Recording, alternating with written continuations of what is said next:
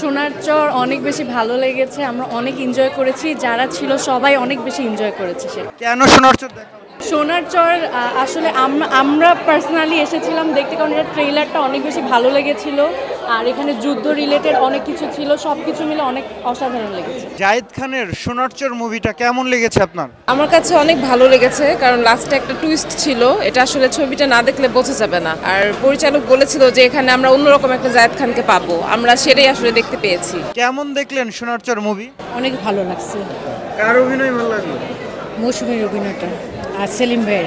জায়েদ খানের অভিনয় কেমন লাগলো? হ্যাঁ, ভালো লাগছে। জায়েদ খানের অভিনয় কেমন লাগলো আপনার? জায়েদ খানের অভিনয় খুবই ভালো করছে। কাহিনীর প্রেক্ষাপটে জায়েদ খান যে অভিনয় করেছে, হয়তো জায়েদ খান তৈরি করে নেওয়া হয়েছে, বিশেষ করে তার অভিনয়টা। তার সম্পর্কে আমরা যে হয়তো বাইরের হয়তো কিছুটা শোনা যায় যে সে এই হয়েছে সে হয়েছে, আসলে কিন্তু এগুলা একদম ভুয়া একটা ধারণা যে ভিন্ন রকম এক জাহেদ এখানে মানুষ আবিষ্কার করতে পারবে। এই ছবির গান অন্য গানের চেয়ে অনেক বেটার, অনেক ভালো। ভাইয়া সোনার চর দুর্দান্ত একটা সিনেমা।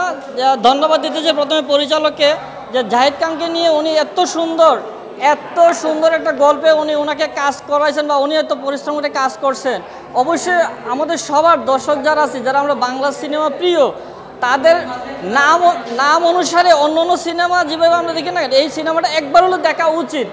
আমার মনে হয় না দর্শক ঠকবে, কারণ আমি সিলেট থেকে এসে সিনেমাটা দেখতেছি, তার মানে আমি সিলেট থেকে এসেও বলতেছি সিনেমাটা যথেষ্ট পরিমাণ ভালো হয়েছে।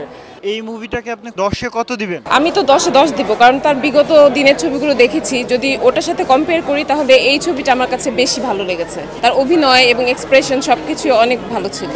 এই মুভিটাকে 10-এ কত দিবেন? আমি 100-তে 100 দিব। 100-তে 100 দেওয়ার মতো কি আছে এই মুভিতে? অনেক কিছুই আছে, তার অভিনয়, ক্যারেক্টার, নাচ, কথাবার্তা সবই ভালো আছে। 10-এ কত দিবেন? 10-এ 100।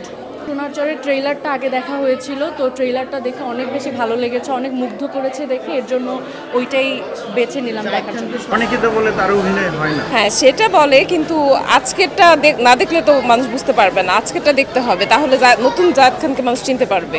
কেন সোনার চর দেখা উচিত? সোনার চর দেখা উচিত কারণ এখানে কিছু বড় মাপের আর্টিস্ট আছে, শহীদুজ্জামান সেলিম স্যার আছেন, মৌসুমী ম্যাডাম আছেন, তো তাদের এক্সপ্রেশন, অভিনয় তো আমরা জানি বরাবরের মধ্যে ভালো হয়।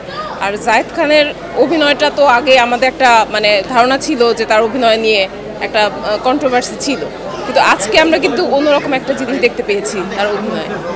তো সেই হিসেবে আমার কাছে মনে হয় এই ছবিটা অবশ্যই দেখা উচিত সবার। এক সময় এক লোকে দেখতে ভালোই লাগে, তার সিনেমা অনুযায়ী তার ড্রেস আপ, গেট আপ সব ঠিক ছিল।